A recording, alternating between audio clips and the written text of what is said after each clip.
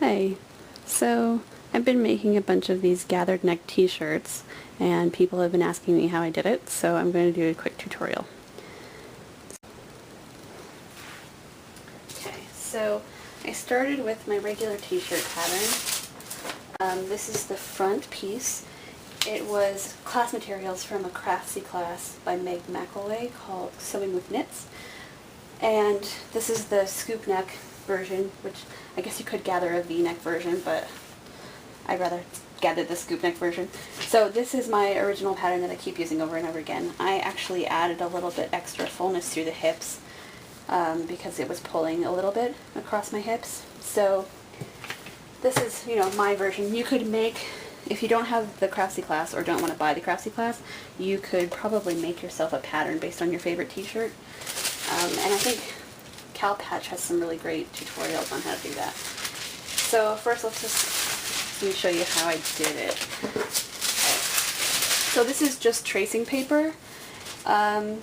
It's, standard from an art supply store kind of tracing paper. And I'm going to trace most of the pattern as is. So I'm just lining this up so I don't have to cut the straight line, lining it up with the edge of the paper. I find using washi tape, little bits of washi tape, to hold things in place works really well. So I just start tracing.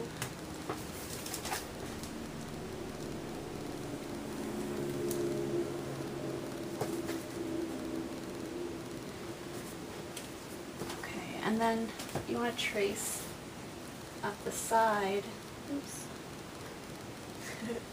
to about the full bust measurement, which is going to be probably right about here. And on this pattern, it starts to curve away at this point, so that's kind of why I chose that point. It might be different on your pattern, but you don't really want to make like a sack for your boobs. You just want the gather to sit up there. So let's see. Okay, so I also made a little kind of notch marking there. Let me line this back up again. Okay, and then so we're going to use this point, this sort of full bust point, to rotate the pattern. So keeping that point stable, you're going to rotate the whole thing till you have about a ½ inch up here. If you want more gather, you could make it larger than that, but I only want a ½ inch, so probably just a titch less than that. Okay, so now that that's traced, before we go any further, let's mark the new neckline height and then trace the rest. So by leaving the rest of this whole armhole structure intact, it means you don't need to change the sleeve and you're not going to change the depth of the armhole. So that's something I didn't want to mess with since my pattern drafting abilities are somewhat new. Okay, and then through here I'm just going to mark the current neckline with dashed lines just to give me an idea of where it would have been with the rotated pattern.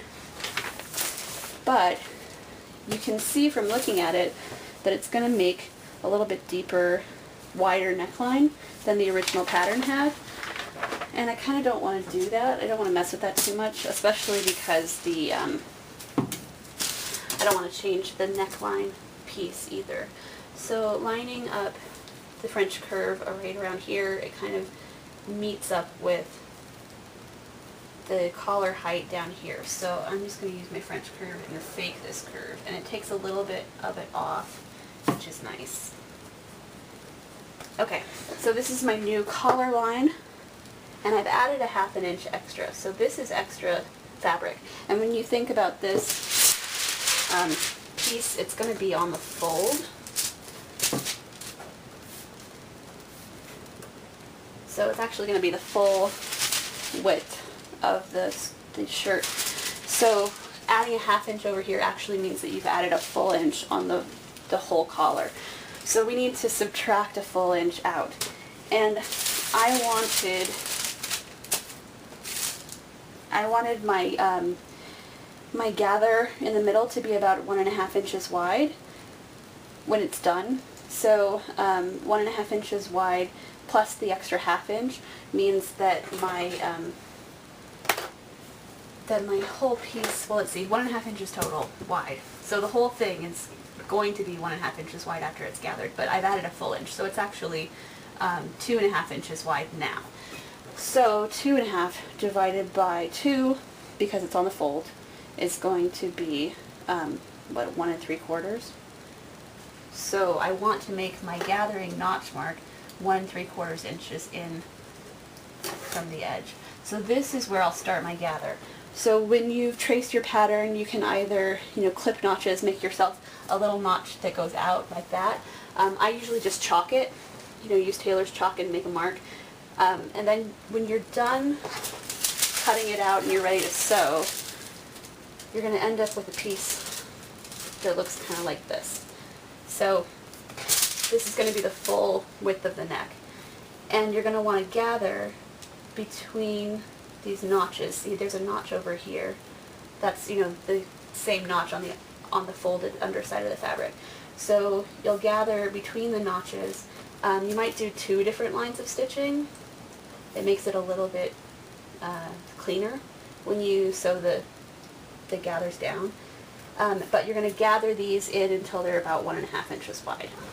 So then you just sew everything else the regular way, put your collar on like normal, and you're fine. So that's how I did it. Enjoy.